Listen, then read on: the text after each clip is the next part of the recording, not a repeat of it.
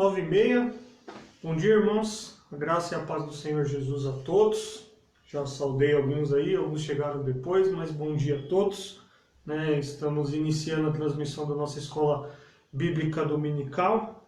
É um prazer estar aqui novamente com vocês. Sejam todos bem-vindos à Primeira Igreja Batista em Jandira. Você que está nos assistindo aqui na live ou você que nos assistirá depois. Estamos aqui em mais uma gravação da nossa escola bíblica. Algumas de quase 3 meses aí, Nós começamos as nossas EBD em abril, mas se Deus assim permitir, em breve, não temos datas ainda, mas nós estaremos juntos novamente. A gente já tem uma equipe de líderes aí trabalhando na organização do nosso retorno. Não tem a data definida ainda, mas nós já estamos trabalhando nisso para poder voltar aí com toda a segurança e cumprindo todos os protocolos, Então, mas é um prazer, enquanto isso, estar aqui com você, mesmo que através de uma live, mas poder ter esse contato com vocês, Estamos estudando a carta de Paulo, as cartas, como temos dito aqui, as cartas de Paulo aos Coríntios.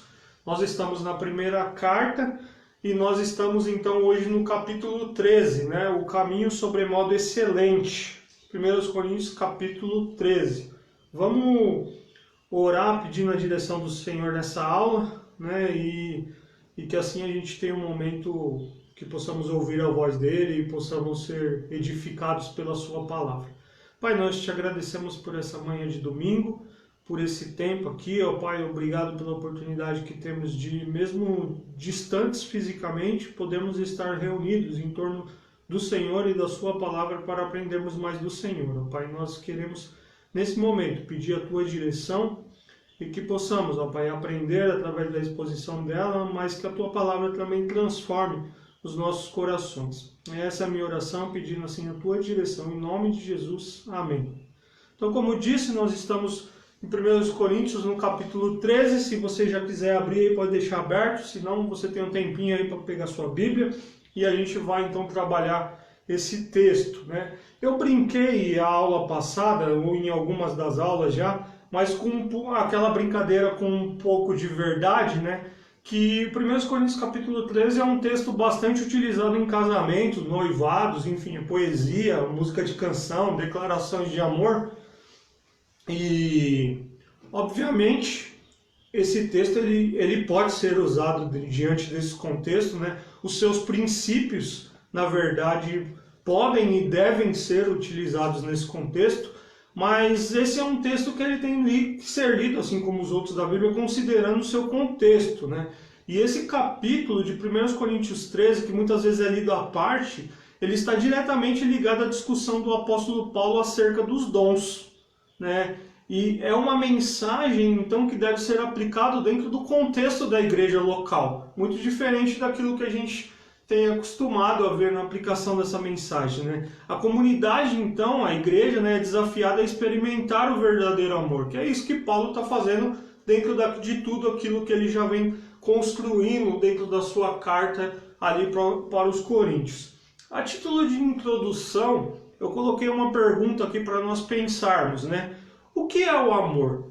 Quando nós falamos essa palavra, o que vem à sua mente? E aí eu quero que você pense um pouquinho sobre isso. O que é o amor? O amor, para alguns, ele pode ser definido como uma emoção. Para outros, ele pode ser definido como um sentimento romântico. Ainda para outros, talvez uma atração irresistível, ou aquela paixão inflamada, ardente. Ou para alguns, e eu creio que é essa que nós vamos ficar aqui, nós vamos expor um pouco mais isso, é uma atitude, é uma ação, Parece que a palavra amor, ela está um pouco desconfigurada, ela está um pouco deteriorada, ela está um pouco desgastada, em nossos dias. O que significa amor hoje para nós, Muitas vezes está muito ligado a um desses tópicos que eu falei, O amor é algo meio que platônico, é algo meio que aleatório, é algo meio que está ligado, parece, a sexo, a adultério, sabe? Parece que o nosso contexto social construiu algumas coisas. Estou colocando como para a gente pensar junto aqui sobre essa definição de amor, Jesus quando questionado acerca do grande mandamento da lei, ele destacou o amor como sendo capaz de resumir toda a lei e os profetas. Veja, a grande prioridade do cristão, ela deve ser amar a Deus de todo o seu coração, de toda a sua alma e de todo o seu entendimento. E a segunda deve ser amar o nosso próximo como amamos a nós mesmos. Foi isso que Jesus nos ensinou, né? A Durvalina Bezerra foi reitora ali do Seminário Betão em São Paulo, onde eu estudei, uma grande serva do Senhor. Ela tem um livro, Ministério Cristão e Espiritualidade. Ela diz que naquele livro ela tem um capítulo que ela trata sobre algumas características ali, né, de um vocacionado, e ela diz que todo discípulo do Mestre tem a missão de amar. Não temos condições de amar ao próximo se não cumprirmos o primeiro mandamento de amar a Deus. Porque o amor é um atributo da personalidade divina. Deus é amor. Quando amamos a Deus, o seu amor revela-se a outro. Quando Paulo ele fala em amor, ele usa aqui uma palavra muito específica, ele usa a palavra ágape, né? O ágape é o amor do próprio Deus, é o amor sacrificial, puro, santo, não é emoção, é atitude, é ação, né? É o amor que provém antes da natureza daquele que ama, de qualquer mérito do ser amado. Paulo, dentro da sua estrutura de teologia, falando sobre amor, ele nos ensina que a vida cristã é uma vida de amor. Ela começa com amor, pois é o amor que vemos no Calvário que nos torna cristãos. E quando somos cristãos, nós somos então também membros da igreja, a comunidade amada. Como membros dessa comunidade, somos chamados a viver em amor, amado por Deus e uns pelos outros, né? Um estudioso, escritor, Leon Morris, ele vai dizer que Deus não só tem amor por nós, ele também produz amor em nós. O crente não gera amor com seus próprios recursos. Ágape não é uma virtude entre outras, mas um impulso totalmente novo implantado por Deus. É o amor de Deus por nós em Cristo que refletimos e ao qual respondemos. Diante de tudo que nós vimos até aqui, 1 Coríntios capítulo 12, dividido em 3 aulas, nós terminamos a aula passada dizendo que Paulo propõe um caminho mais excelente, ou seja, que os coríntios demonstrassem amor em seus relacionamentos, porque quando usassem os dons em amor, ele iria contribuir para a maturidade e crescimento espiritual daquela igreja. Os coríntios, como nós já falamos aqui, eles consideravam os dons mais sobrenaturais o ápice da experiência da espiritualidade. Mas Paulo aqui, ele mostra o caminho mais excelente. Paulo ensina que existe algo maior do que todo e qualquer outro dos dons, que não é concedido para alguns membros do corpo, mas sim o alicerce, é um modo de vida que deve dirigir a expressão de todos os dons, que é o amor. Na verdade, é importante um destaque aqui. O dom e amor são coisas que se completam, se complementam. Uma coisa não exclui a outra. Paulo está priorizando o amor até pelo momento em que aquela igreja estava vivendo, como nós já vimos aqui. O amor resolveria então os problemas da igreja. Todos os problemas e questões da igreja de Corinto, como nós já falamos nas últimas aulas, e que você pode assistir os vídeos depois aqui, desembocavam, impactavam no culto da igreja, que não tinha ordem, reverência, organização e que não tinha edificação. Então Paulo, ele trata desse problema no culto a partir do capítulo 11, quando ele vai falar ali do uso do véu, quando ele vai falar da ceia. No 12 ele começa a falar dos dons, que ele vai concluir ali no 14, e no 13 ele trata esse momento de como que devem então ser usados os dons, com que atitude eles devem ser usados, né? Ainda na introdução, 1 Coríntios 3 é um tema que de tempos em tempos deveríamos refletir e avaliar a nossa igreja local à luz desse capítulo. Paulo deixa evidente aqui o que realmente é importante para Deus no corpo de Cristo. Fico imaginando se de tempos em tempos a gente lesse esse texto aqui e pensasse nas nossas atitudes na nossa igreja local. Como que nós nos examinaríamos diante da palavra de Deus. E eu penso que esse é um texto que nós, de tempos em tempos, deveríamos olhar ele dentro desse contexto aqui também, né, o mais importante, para que nós pudéssemos examinar então as nossas atitudes. Então esse é o nosso tema de hoje, 1 Coríntios 13. Convido você a abrir sua Bíblia ou acompanhar a leitura comigo. Vocês vão me ver olhando aqui para baixo de vez em quando, que eu estou olhando o comentário de vocês e estou olhando as minhas anotações aqui, tá? Então por isso, de vez em quando eu vou baixar a cabeça aqui.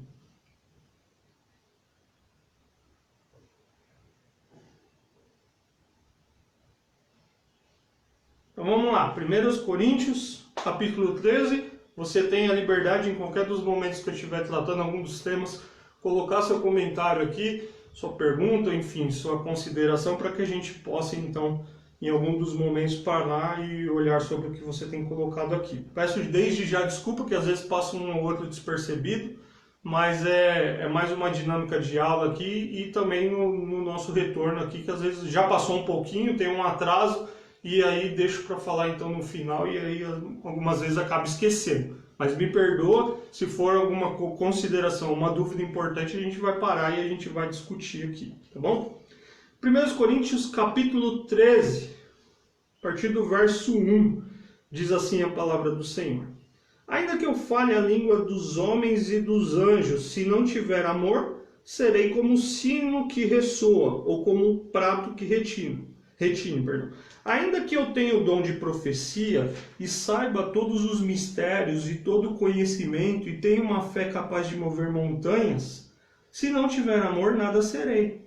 Ainda que eu dê aos pobres tudo o que eu possuo e entregue o meu corpo para ser queimado, se não tiver amor, nada disso me valerá. O amor é paciente, o amor é bondoso. Não inveja, não se vangloria, não se orgulha, não maltrata, não procura seus interesses, não se ira facilmente, não guarda rancor. O amor não se alegra com injustiça, mas se alegra com a verdade. Tudo sofre, tudo crê, tudo espera, tudo suporta.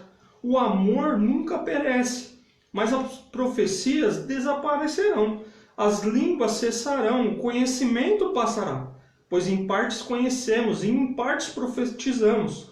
Quando, porém, vier o que é perfeito, o que é imperfeito desaparecerá. Quando eu era menino, falava como menino, pensava como menino e raciocinava como menino. Quando me tornei homem, deixei para trás as coisas de menino. Agora, pois, vemos com apenas um reflexo obscuro, como em espelho, mas então veremos face a face. Agora conheço em parte. Então conhecerei plenamente, da mesma forma como sou plenamente conhecido. Assim permanecem agora estes três: a fé, a esperança e o amor. O maior deles, porém, é o amor. Então esse é o nosso texto aqui da aula de hoje. Então que a gente vai tentar, na medida do possível, expor aqui, né? O pastor Leandro está dizendo aqui: amor nos dias atuais é sempre entendido e atribuído ao sentimento de afeição natural que emerge do interior. Já na Bíblia, amor é atitude e decisão racional que se torna olhando para Deus. Sim, né? Então vamos lá. Quando a gente olha para esse texto aqui de 1 Coríntios, e eu vou usar aqui a estrutura que a maioria dos estudiosos aqui utilizam, nós podemos dividir esse texto em três grandes partes, né? A primeira parte, que está lá dos versos de 1 a 3, quando Paulo está falando da superioridade do amor. Dos versos de 4 a 7, quando Paulo está definindo a definição e as características do amor utilizado por Paulo.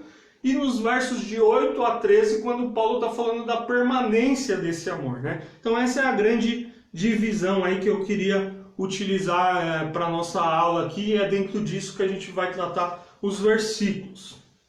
Paulo ele começa enfatizando que o amor é superior àqueles dons que a igreja de Corinto considerava extraordinário, uma vez que acreditavam que aqueles que possuíam esses dons eram superiores aos demais, como nós falamos na última aula, né? Então Paulo, dentro da sua exposição aqui, ele seleciona 4 dons como exemplo, né? Ele fala da língua dos anjos e dos homens, aqui conhecido como o dom de línguas. Tem o dom de profecia, ou seja, o dom de anunciar, de profetizar, né? tem uma fé capaz de mover montanhas, que dentro da lista de dons é referido ali como fé, e dar aos pobres tudo o que possui, e dar o corpo para ser queimado, que traz a ideia da generosidade, né?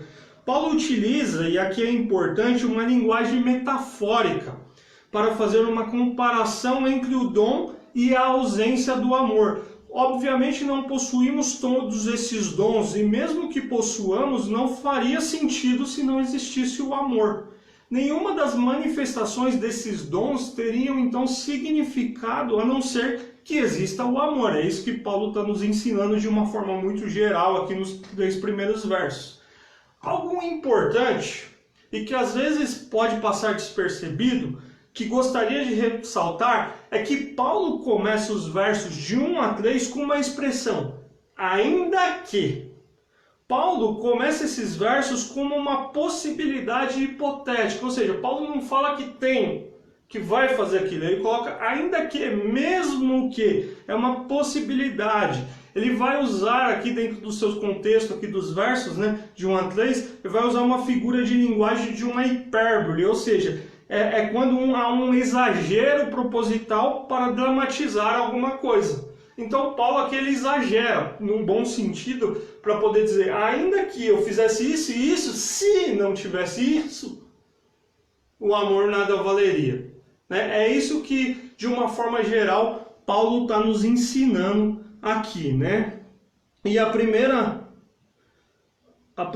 lição aqui que nós podemos aprender, então, que Paulo nos ensina, é que a eloquência sem amor não é nada. Né? Se os dons espirituais são exercícios com espírito de competição, não edificam e as consequências são desastrosas para a vida da igreja. Mas quando são desenvolvidos com amor, todo o corpo é beneficiado. Se alguém é eloquente, ou seja, capaz de falar a língua dos homens e dos anjos, mas não manifesta o seu amor, a sua fala não passa de um mero som como de bronze que soa ou como um símbolo que retine.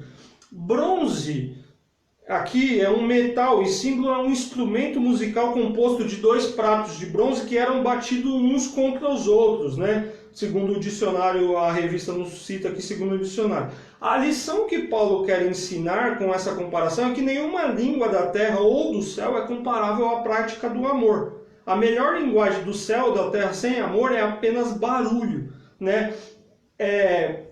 Esses instrumentos que Paulo cita aqui, eles eram muito conhecidos na cidade de Corinto, né? Eles eram instrumentos utilizados nos cultos pagãos, então era um instrumento barulhento que não tinha muito harmonia, não sei se essa seria a melhor definição, e que fazia muito barulho. Então Paulo falou, se não tiver amor, como nós vimos aqui, né? Ainda que eu fale a língua dos homens e dos anjos, se não tiver amor, serei como um sino que ressoa, como um prato que retine. Né? Mesmo que eu falasse não só as várias línguas dos seres humanos, mas também a língua falada pelos anjos, ou seja, não importa se a língua são humanas, ou até mesmo a língua dos anjos, que nós vamos ver sobre isso com mais detalhe na próxima aula, né? Se não houver amor, é desagradável, é rude. Sem o amor, as palavras seriam como um som de um gongo ou como o barulho de um sino. Seriam vazias, seriam incapazes de produzir uma melodia e harmonia, um som pesado e monótono que só geraria incômodo. Adoradores pagãos, como disse, usavam esses instrumentos. Então Paulo vai dizer que sem amor você pode falar todas as línguas existentes no mundo em que vivemos. Ou você pode até mesmo falar a língua dos anjos, como alguns vão entender aqui. Você, se não tiver amor, isso seria vazio. Isso seria um barulho incômodo e que não geraria nada que fosse diferente na vida das outras pessoas. E aí ele continua, Eu poderia, verso 2,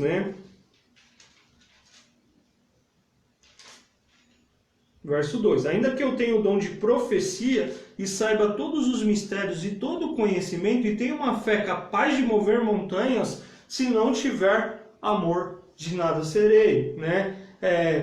Eram dons muito valorizados pela igreja de Corinto e que dentro do contexto daquela igreja, quem tinham esses dons eram considerados pessoas importantes, Paulo diz que sem amor essas pessoas eram insignificantes. Né? Ter o dom de profetizar, conhecer todos os mistérios e ter a ciência e ter a fé suficiente para transportar montes, algo que a gente não conhece, ninguém que tenha tido isso, é algo muito grandioso. Entretanto, sem amor, nada disso tem valor. Né? Jesus disse, né? Se você tiver fé como um grão de mostarda, poderá dizer de um monte para o outro para ele mudar de lugar. Né? Mas essa é uma fé que nós não temos. Então Paulo ele exagera, Paulo ele usa essa figura de exagero para dizer assim, ó, você pode ter isso, isso e isso, mas se não tiver amor, nada faz sentido, né? E aí o terceiro versículo, ele vai dizer que ainda que eu dê aos pobres tudo o que possuo e entregue o meu corpo para ser queimado, se não tiver amor, nada disso me valerá. Paulo vai dos dons para os atos, parecem ser a expressão do amor. Para Paulo, ainda que a pessoa seja capaz de dar todos os seus próprios bens e entregar o próprio corpo para ser queimado, se isso não tiver uma motivação, uma inspiração, tudo se perderia. Eu não ganharia nada no reino de Deus sem amor. Olha que interessante isso, né? Olha o que Paulo nos diz. Ainda que eu dê aos pobres tudo o que possuo, né? Ainda que eu dê todos os meus bens para os pobres e viva como um pobre, se isso for para postar uma foto no Facebook para me promover, não tem valor algum. Ainda que eu dê a minha própria vida, quantos estão dispostos a dar a vida para o outro? Mas ainda que eu esteja disposto a dar a minha própria vida, né? Colocar o meu corpo ali para ser queimado, se não tiver amor, nada disso valerá. Porque eles tinham um problema, a igreja de Corinto tinha um problema muito grande nesse sentido. Né? Nós já falamos e ainda vamos falar bastante sobre isso, né? Então Paulo diz, entregar o corpo para ser queimado significa entregar-se para ser queimado vivo, como aconteceu com tantos mártires cristãos em Roma. Era uma execução que provocava uma morte agonizante. Mas mesmo que a pessoa se exponha a uma morte tão penosa como essa, se lhe falta amor, de nada lhe adiantará. Olha como Paulo ressalta essa importância aqui dentro do texto, né? Dizendo o quanto o amor é importante. E isso serve de análise para nós, né? Porque, como eu disse no começo, 1 Coríntios 13 ela tem que ser lida dentro do seu contexto, né? E quando a gente examina as nossas atitudes e as nossas motivações no exercício do dom, que nós já vimos que é Deus que dá para a edificação da igreja dele, será que a nossa motivação tem sido o amor? Ou será que não é autopromoção? Como faziam muito das igrejas de Corinto. Eu não estou fazendo uma afirmação, estou te levando e refletindo junto com você nas nossas motivações.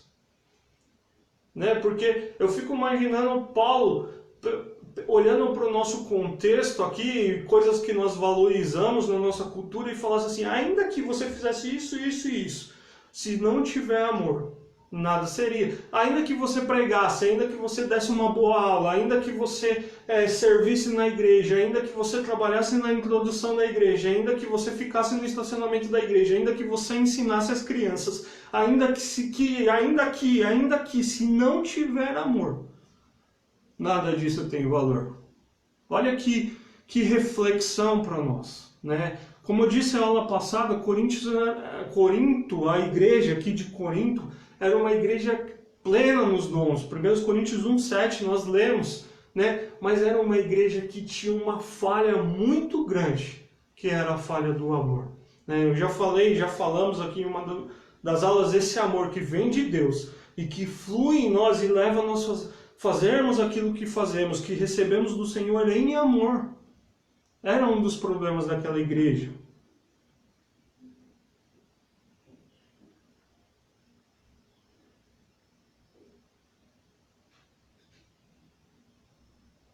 Estou lendo aqui o comentário aqui, né? O pastor Júnior está dizendo, esses instrumentos tinham tons e participavam até da harmonia e da melodia, mas não conseguia desenvolver uma melodia. A relação é a mesma do barulho sem mensagem, sem melodia, onde pudesse reconhecer uma mensagem. Né? Não vou discutir com quem é músico, mas para mim, nos nossos dias, é como se fosse uma bateria. Ela faz parte daquele instrumento, mas para mim uma bateria sem que haja a composição dos outros instrumentos é barulho. Né? Com todo respeito aos bateristas aqui, mas Mas é exatamente isso, são instrumentos e instrumentos usados em cultos pagãos e conhecidos na cidade de Corinto, né? Então seriam instrumentos que se não... Paulo está fazendo uma comparação aqui, então se não houvesse amor, é só barulho, né? Muitas vezes as nossas motivações, se não motivadas de uma forma correta, são barulhos, né? Os barulhos para nós aqui, Paulo usa como um exemplo, mas talvez não é um instrumento musical, é um ativismo muito grande, é uma promoção muito grande, é barulho, porque não tem amor, né? Essa é a grande mensagem de Paulo aqui. Igreja de Corinto, você pode fazer isso, isso, isso. Você pode fazer isso, isso e isso. E você pode fazer, porque ele pega 3 versículos, isso, isso, isso. Mas se não tiver amor, nada disso tem valor. É barulho, é som vazio, é som incômodo, né? Segundo tópico aqui, as definições e as características do amor, né? Paulo, nesses versos, ele vai personificar o amor, ou seja, ele vai atribuir qualidade de uma pessoa ao amor. É praticamente uma característica do caráter e da vida de Jesus, mas no texto fica evidente que está relacionado com a realidade dos coríntios. Paulo vai dizer o que o amor é, o que o amor não é e o que o amor faz. Veja comigo o verso 4 novamente. O amor, ele é paciente. O amor, ele é bondoso, né? O amor paciente é aquele que tem a capacidade de suportar, não perde o domínio, mas suporta pacientemente, né? O amor bondoso, nas suas versões benigno, talvez traz a ideia de agir com bondade com relação àqueles que o maltratam, né? E aí a nossa pergunta, olhando para o contexto da igreja, é como é que aquela igreja se comportava com relação à paciência e bondade?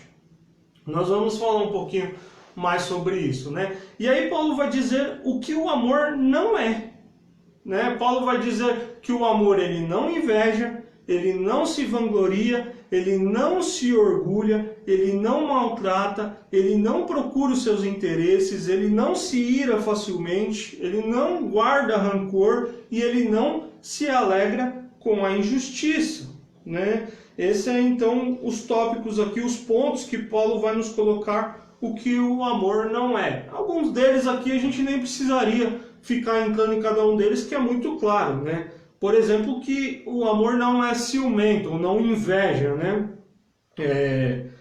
O ser ciumento ou invejar inclui um forte inveja de sucesso alheio ou desejo ardente de possuir o que é dos outros, até mesmo os dons espirituais, como ocorria na igreja de Corinto, né? Olha que interessante isso, nós estamos falando de uma igreja que as pessoas tinham inveja dos dons uns dos outros, né? E era uma competição, eles valorizavam muito, né, esses dons de línguas, de profecias, eram os dons que ele ressaltava e invejavam, né? Você tinha pessoas com complexo de superioridade com pessoas com complexo de inferioridade, como nós falamos na aula passada, né? Aquele que exercia o dom e se sentia superior aos outros, e aquele que se sentia inferior porque não tinha aquele dom, né? Ele não o que mais? Não se vangloria, né?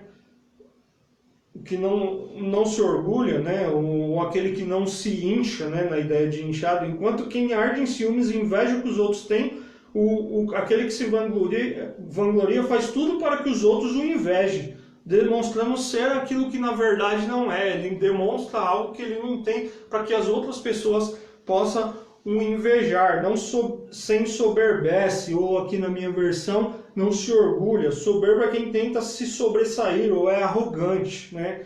Não conduz inconveniente, não faz coisas indecentes ali, né? Se conduz com o seu dom de uma forma correta. Não busca os próprios interesses. O amor não é preocupado com as próprias coisas, em sim com o interesse dos outros, né? Não se exaspera. Exasperar significa irritar, né? Enfurecer-se. O amor não se irrita, né? O amor não leva em consideração o mal praticado contra si. Ele releva algumas coisas, né? O cristão que ama não se alegra com a injustiça, com a incoerência, mas sim com a verdade aplicada à vida diária. Então Paulo vai dizer, o amor não é nada disso aqui. né? E aí ele vai continuar e ele vai dizer o que o amor faz. Ele vai dizer que o amor tudo sofre, tudo crê, tudo espera e tudo suporta. Em outras palavras, Paulo diz que o amor faz uma pessoa abrir mão do direito que tem a favor do seu irmão. A igreja regida pelo amor, que crê naquilo que tem recebido da parte de Deus, tudo espera. O amor nos fortalece. O amor suporta quando as coisas não são como gostaríamos que fosse. Suporta às vezes em que não somos reconhecidos. Suporta quando alguém nos fere. Mesmo que não seja fácil, persevera, é leal, não desiste, vai até o fim. Porque ele sabe o seu papel e cumpre o seu propósito, né? A palavra tudo aqui que Paulo menciona é repetido 4 vezes, indica um amor muito além de ser uma qualidade humana. Constitui-se de um atributo divino a nós concedido e por isso surpreende, né? É algo que vem de Deus, é o ágape. É um amor sacrificial, um amor que vem do Senhor para nós e que nós, por nós mesmos, se não for o Senhor em nós, não conseguimos produzir esse amor, né? Vou ler os comentários aqui.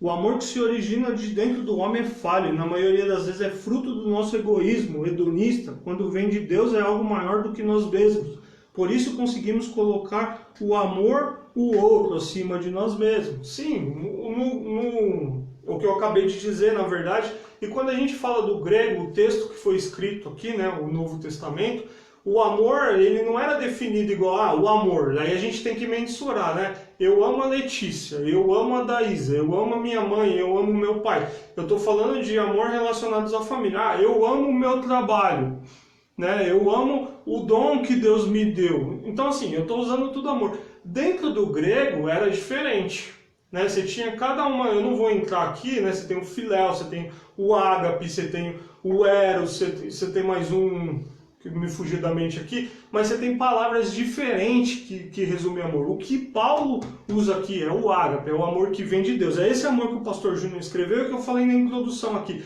É o amor que vem de Deus para nós e por isso ele não é falho, porque é Deus em nós produzindo esse amor, né? Porque o que vem de nós, ele é falho, né? Eu posso falhar no meu amor a alguma coisa, né? Mas o amor que vem de Deus, né? O amor em Jesus, o amor que Paulo, como eu falei na introdução, dentro da teologia paulina, que é esse amor que Paulo ressalta, né? Eu quero até voltar aqui, se você entrou depois, que eu digo assim, ó, dentro da teologia paulina sobre o amor, ele nos ensina que a vida cristã é uma vida de amor. Ela começa com amor, pois é o amor que nós vemos no Calvário que nos torna cristãos. Quando somos cristãos, somos também membros da igreja, a comunidade amada. Como membros dessa comunidade, somos chamados a viver em amor. Amor por Deus e uns pelos outros, né? Aí eu citei o Leon Moses aqui, né? Deus não só tem amor por nós, ele também produz amor em nós. O crente não gera amor com seus próprios recursos. Esse amor aqui, o ágape, né? Ágape não é uma virtude entre outras, mas um impulso totalmente novo implantado por Deus. É o amor de Deus por nós em Cristo que refletimos e ao qual nós respondemos. Olha que lindo isso, né? E esse era um problema naquela igreja. E esse é um problema muito grande nos nossos dias, nos nossos corações, se nós não deixar que isso venha do Senhor para nós, né? Há um já falecido pastor, professor, né, reitor aí de um grande seminário, escritor Carlos Oswaldo. Ele tem um livro Foco no Desenvolvimento do Novo Testamento. É um panorama, né, do Novo Testamento. E ele faz um quadro bem interessante entre a relação do amor e dos problemas existentes em Coríntios. Então ele vai pegar isso, o que o amor é, o que o amor não é, e o que o amor faz, e ele vai fazer um paralelo entre aquilo que nós já vimos aqui que existia na igreja de Corinto. Vou dar alguns exemplos aqui, né?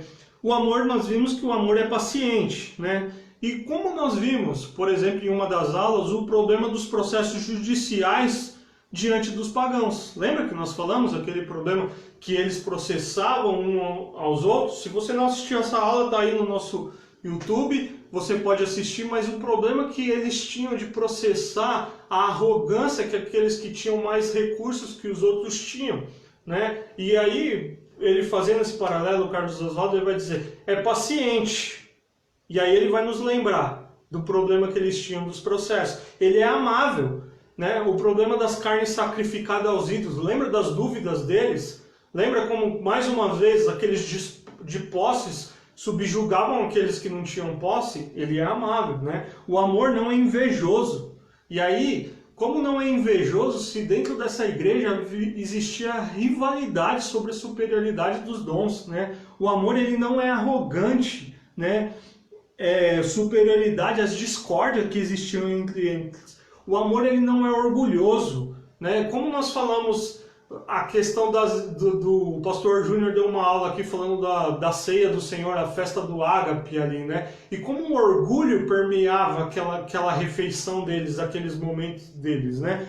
E como o orgulho em relação à aula do véu que nós falamos aqui, que impactava no culto, né? O véu dentro de um contexto cultural, e que agora não, agora nós não queremos mais usar esse véu, né? O amor, ele não é rude, né? Rejeição dos irmãos mais pobres na ceia do Senhor, né? Então, se você é pobre aqui, você come o que sobrar, porque nós vamos comer primeiro aqui o nosso grande banquete, né? Não busca os próprios interesses, o uso imaturo da liberdade, a questão das carnes, os maus líderes, né? A competição, os grupinhos que existiam na igreja, né? Não se ira facilmente, inveja em discussões e processos, não guarda rancor, né? Novamente os processos, não se alegra com o mal, o problema do incesto, né? Da imoralidade sexual que havia naquela igreja, o problema de um homem estar tendo relação com a mulher do seu pai, né? O que nós falamos aqui, alegra-se com a verdade, né?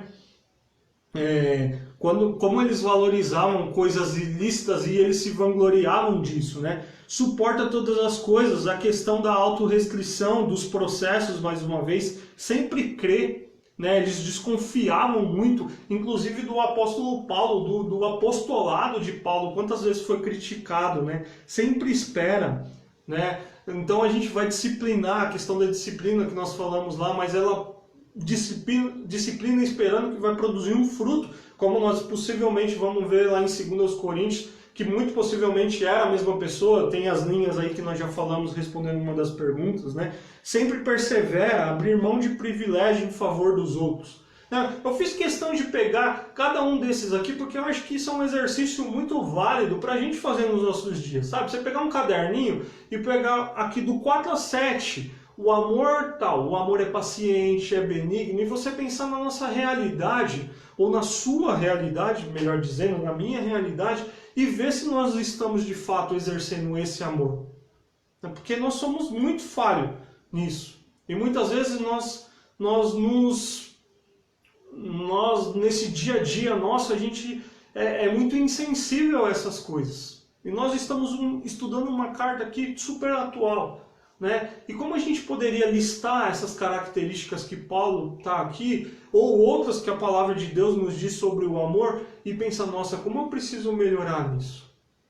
Né? E aí quando eu chegar a essa conclusão, que eu preciso melhorar, não é para eu me trancar e falar, não sou digno, mas é no sentido de falar, não sou digno, mas esse amor não é meu mesmo. Então eu vou dobrar meus joelhos e eu vou pedir para o meu Senhor me perdoar dos meus pecados, da minha arrogância, do meu próprio orgulho, para que Ele produza esse amor em mim. E quando eu exercer aquilo que Deus me deu, através do amor dele produzido em mim, como será diferente, meus irmãos? Porque aí não vai ser porque o líder é aquela pessoa que eu gosto. E aí por isso eu faço. Não vai ser porque o meu nome está numa escala e eu me sinto obrigado por aquilo. Não vai ser porque alguém me falou que eu tenho que fazer e eu tenho que fazer. É porque o amor de Deus me motiva a amar outras pessoas. E eu exerço aquilo que Deus me deu, seja dentro de um contexto cultural mais importante, menos importante, mas eu já sei que dentro da palavra de Deus é importante essa diversidade, eu exerço isso em amor. Um amor que eu não consigo produzir por mim mesmo, mas um amor que vem do Senhor em mim. E que esse amor me ajuda a amar outras pessoas. Me ensina e produz, né? Tem uma cantora, eu não sei de que país é, mas ela tem uma música em espanhol e ela canta um trecho da canção dela assim, diz assim: flui em mim como um rio em primavera, né? Na ideia de que a presença do Senhor fluindo nela é como um rio que vai fluindo, né? E que vai, e é uma água corrente, vamos dizer assim, né? Esse amor que flui em nós. E por isso nós exercemos, não por nós mesmos, mas em amor. Por isso que eu disse que 1 Coríntios 13, e como eu ressaltei, os seus princípios são válidos para casamento, para aniversário de casamento, enfim. Mas ele também tem que ser lido. É mais importante ele ser lido dentro do seu contexto. Porque esse lindo verso, talvez um dos mais conhecidos da Bíblia, né, ele está dentro de um contexto da igreja local. E aí a gente precisa parar e de tempos em tempos se examinar. E olhar para isso e falar, Paulo pegando os exemplos e falando, se não tiver amor, nada disso significa.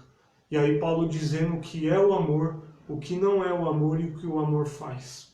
Né? Isso é para a gente refletir. Mas aí Paulo vai partir para a parte final aí do texto, e ele vai dizer dos versos 8 a 13, né, que ele vai dizer que o amor jamais acaba. Ou seja, o amor não falha, ele não entra em colapso. O amor permanece por toda a eternidade.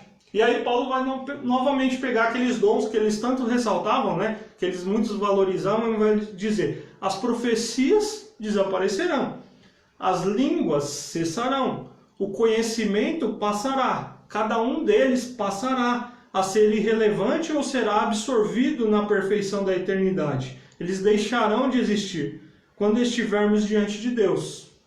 Vocês estão aí comigo ainda? Ah, tem uns comentários aqui. O amar é dar-se pela pessoa amada. Foi isso que Jesus fez e se entregou para morrer por nós. Esse é o amor perfeito, o amor ágape, irmão Raimundinho. Né? Ouvindo uma pregação no YouTube do Augusto Nicodemos, ele apresenta uma ilustração que eu achei bastante interessante e que cabe dentro desse tópico que nós estamos falando aqui. Ele diz que os dons são como andaimes de um edifício em construção. À medida que o edifício é construído, ele é utilizado, ele dá o suporte, né? Você vai mudando ali de um lado para o outro, você vai subindo os andares, enfim, ele tem aqui a sua mobilidade. Mas quando o edifício estiver pronto, não são mais necessários. Né? E Paulo vai dizer exatamente isso, né? Os dons passarão, esses andaimes, quando o edifício estiver pronto, o amor que edifica esse edifício, ele estiver pronto e eles estão se encontrar com Cristo, esses dons não serão mais necessários, né? E é exatamente isso que Paulo está nos ensinando aqui. Os dons são os meios usados por Deus para mostrar a sua presença e o seu amor até que seu povo veja face a face. O amor é a verdadeira essência, é a expressão da presença de Deus e, portanto, jamais terá fim, né? Nós já falamos que Deus é amor, né? O conhecimento de que adquirimos, ele é suficiente, porém parcial, o que Paulo vai dizer aqui, né? Pois em parte conhecemos e em parte profetizamos, né? Nós temos um conhecimento suficiente, mas nós não conhecemos todas as coisas sobre Deus. Porque Deus mesmo não revelou tudo a respeito, mas aquilo que a gente precisava saber. Mas ressalto, né, que ele revelou o que é suficiente para nós. Então, em parte conhecemos e em parte profetizamos. Quando, porém, vier o que é perfeito, o que é imperfeito desaparecerá. E aqui a gente tem um problema que a gente precisa entender, né? Quando, porém, vier o que é perfeito, o que é imperfeito desaparecerá. O nosso grande problema aqui é o que Paulo quis dizer com perfeito, né? O que você pensa a respeito disso, né? Porque lendo aqui, se você estudou a aula, você deve ter ficado com a mesma dúvida que eu, né? Quando, porém, vier o que é perfeito, o que é imperfeito desaparecerá. Né? O que Paulo está dizendo aqui sobre esse perfeito? né? Nós temos três principais linhas a respeito desse tópico, e eu vou destacar aqui de uma forma breve, que nosso tempo está voando.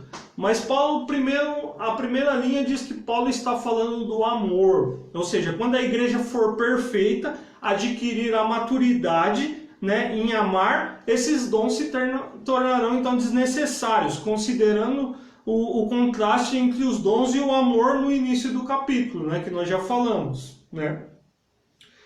Dons e amor, e aqui é importante um ponto, né? Dons e amor, eles não se anulam. Um não significa o término do outro.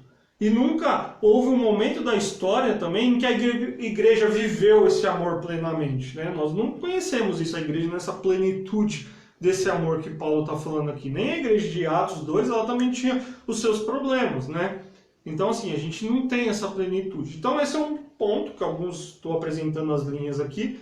Há um segundo ponto, o pastor Cris comentou isso na aula que ele deu, né, sobre a ideia da continuidade, da descontinuidade do dom, está ligado a esse segundo ponto, né? Ou seja, a Bíblia, lá, o fechamento do cano, o término da revelação das Escrituras Sagradas. Uma vez que, então, terminar a revelação, então esses dons de línguas, profecias vão terminar, pois não precisam de novas revelações, né?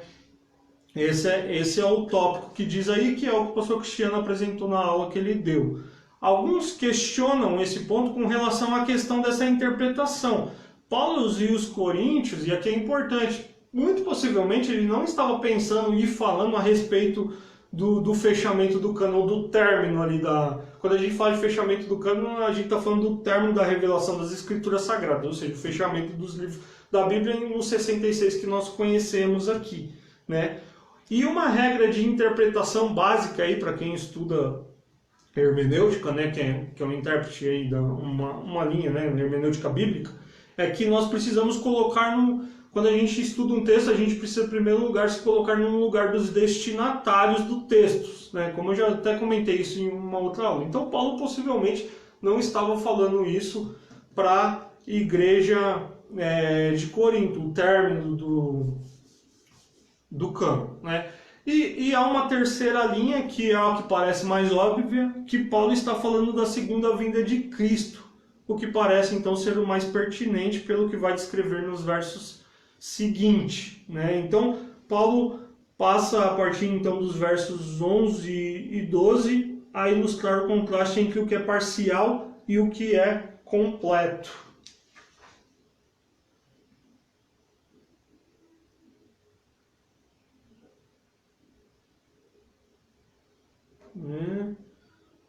Eu estou vendo os comentários aqui, tá?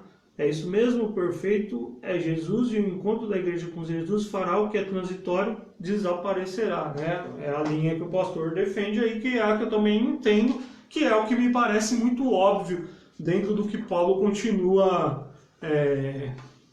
a desenvolver nos versos seguintes, né? Então vamos lá.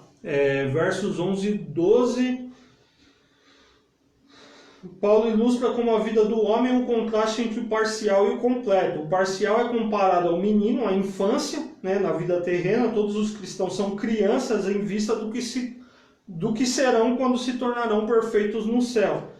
Na presente vida, mesmo com a palavra de Deus e a iluminação do Espírito Santo, nós vemos como um espelho. Mas quando entrarmos na presença do Senhor, conheceremos os vastos tesouros do conhecimento de Deus, né? Nós vamos vê-lo face a face. E aqui é importante mais uma ressalva aqui, né? Que assim como os instrumentos a gente precisava entender um pouquinho ali do contexto, né? Aqui quando a gente fala de espelho, a gente tem em mente os espelhos que nós temos hoje. Mas ali em Coríntios a gente está falando de algo relacionado a um bronze que quando você olhava você não se via completamente. Então era algo embaçado. Então é isso que Paulo está dizendo. Nós temos esse conhecimento hoje. Então quando nós entrarmos na presença de Deus, né, nós veremos então face a face, então nós veremos ele perfeitamente, né? Nós conheceremos os vastos tesouros do conhecimento de Deus, né? Então nós conhecemos em parte, mas nós teremos um conhecimento total quando nós entrarmos então na presença de Deus, né? E aí então nós vamos para os versos 13 para encerrar o texto de Coríntios. Então diz assim Paulo, assim permanecem agora esses três, a fé, a esperança e o amor. O maior deles, porém, é o amor, né? Agora, no sentido de conclusão, porque esse agora também é questionado por alguns, né? Mas parece óbvio aqui que Paulo está concluindo o seu pensamento. Paulo diz, permaneçam a fé, a esperança e o amor. Os dons terão cessados, a ciência terá passado, os fiéis habitarão na casa do Pai e as três virtudes serão as marcas deles. A fé permanece por ser a confiança na obra salvadora realizada por Cristo. A esperança permanece porque é viva e consiste na certeza das grandes verdades que perduram. E o amor, entretanto, ocupa uma posição suprema, né?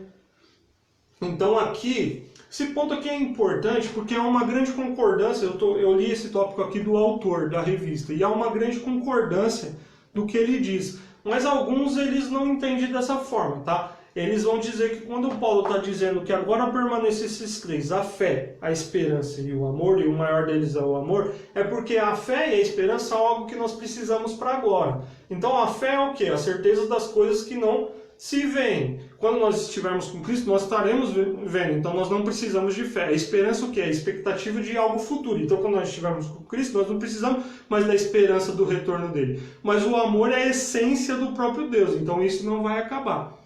Mas há um grande entendimento aqui nessa linha mais geral de que a fé permanece por ser a confiança na obra salvadora realizada por Cristo, a esperança permanece porque é viva e consiste na certeza das grandes verdades que perdura, e o amor, entretanto, ocupa uma posição suprema, devido à consideração de que os coríntios davam ao espetacular.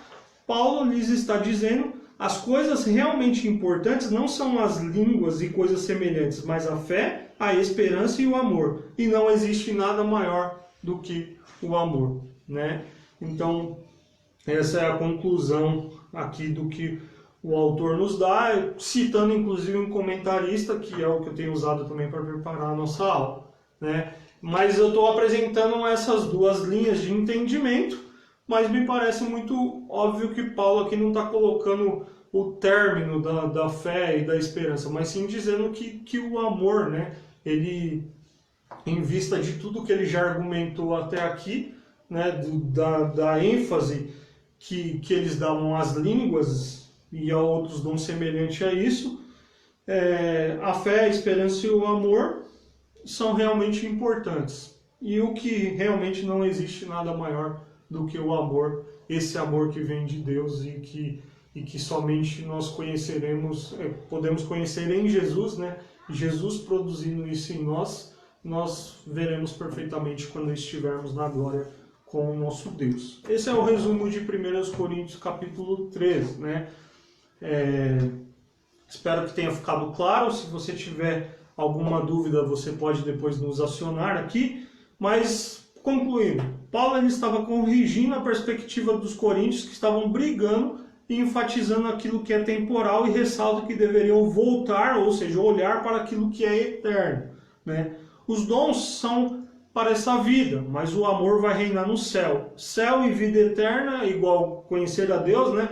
E Deus é amor. Céu é viver em amor, em comunhão com Deus e em comunhão uns com os outros, né? E então esse será aquilo que nós desfrutaremos quando nós olharmos ou estivermos, né, naquilo que melhor naquilo que é eterno, desfrutando da presença de Deus. Então Paulo ele está corrigindo aqui um problema da igreja, né?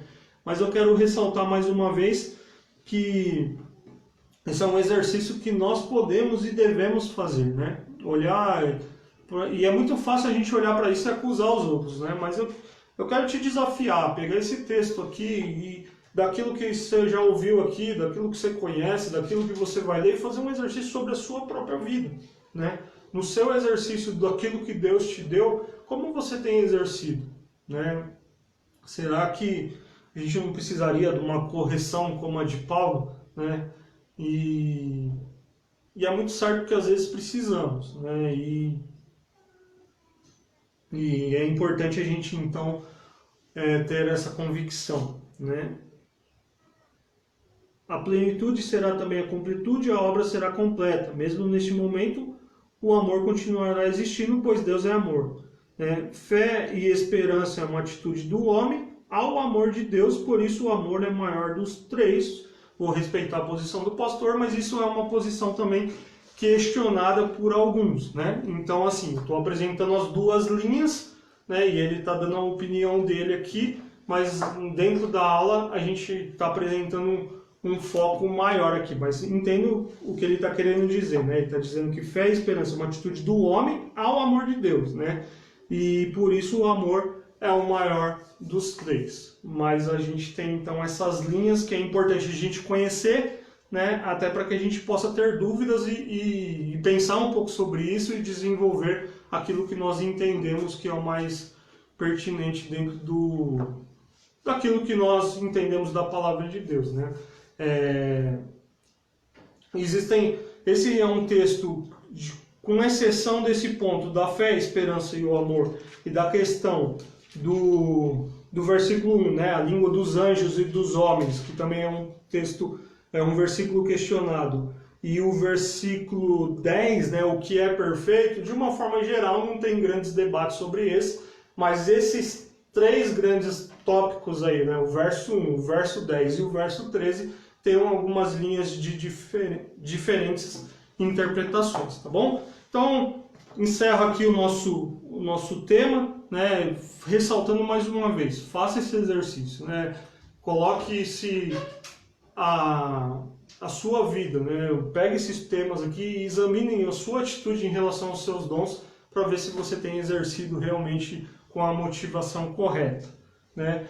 Na próxima aula nós estudaremos 1 Coríntios capítulo 14, né? Não perca a nossa próxima aula aí, você pode fazer a leitura do texto bíblico essa semana, né? Escrevendo as suas dúvidas, e você tem a liberdade então de fazer as suas perguntas, é um tópico um pouco maior, são 40 versículos, né? E ali a gente vai expor um pouco mais sobre essa questão do dom de línguas, né? E as linhas que também existem, que é muito importante a gente apresentar essas linhas que existem sobre esses tópicos, tá bom? Vamos orar agradecendo ao Senhor. Pai, nós te agradecemos por essa manhã de domingo, por esse tempo aqui de estudo da Tua Palavra. Nós queremos, ó Deus, pedir, ó Pai, que o Senhor nos ajude, ó Pai, a termos atitudes de amor para com os nossos próximos, ó Pai, no exercício dos nossos dons, ó Pai, no exercício daquilo que o Senhor nos deu para edificação da Tua igreja, na capacitação que o Senhor nos deu, que a nossa motivação, ó Pai, não seja autopromoção, não seja orgulho, não seja soberba, não seja querer demonstrar conhecimento, não seja querer se sentir superior ou inferior aos outros, mas que a nossa atitude seja uma atitude amorosa, e que nós possamos exercer aquilo que o Senhor nos deu em amor, em paz, para edificação do Teu reino, Pai, da Tua igreja, ó Pai. E obrigado, porque quando um dia nós estivermos na presença do Senhor, obrigado quando tudo acabar, ó Pai, o amor ele continuará a existir, porque o Senhor é amor, e ali nós desfrutaremos do Senhor e da presença desse amor mais completo, aquilo que nós enxergamos parcial, mas mais completo, um com o outro. Essa é a minha oração e o meu desejo, Pai, pedindo perdão pelas vezes que falhamos. Em nome de Jesus, amém. Então, meu irmão, bom domingo, Deus te abençoe, continue nos acompanhando aí nas nossas programações, daqui a pouco o ANSI para as crianças, você pai aí, auxilie os seus filhos, e à noite às 18h30 estaremos juntos novamente no nosso culto, tá? Deus te abençoe, um grande abraço para você.